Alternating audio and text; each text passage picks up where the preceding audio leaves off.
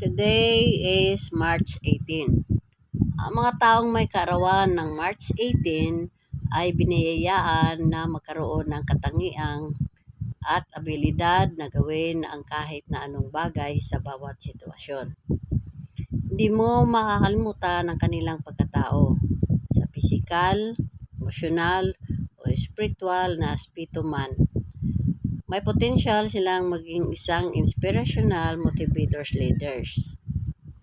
Intelligent, multi-talented at resourceful.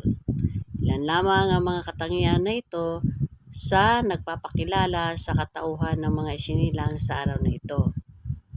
Hindi na rin pagdududahan na ang kakayahan nila sa paggawa ng mga bagay na kapaki-pakinabang. Sila rin ang mga tao na maituturing na may madilim na karanasan sa buhay. Ginamit nila ang mga karanasan na ito upang mapagtagumpayan ang mga minimithi nila sa buhay.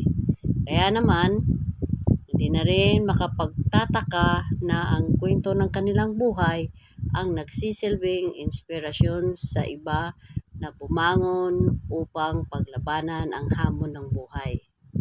Hindi sila makakita ng oras para makasama ang kanilang pamilya.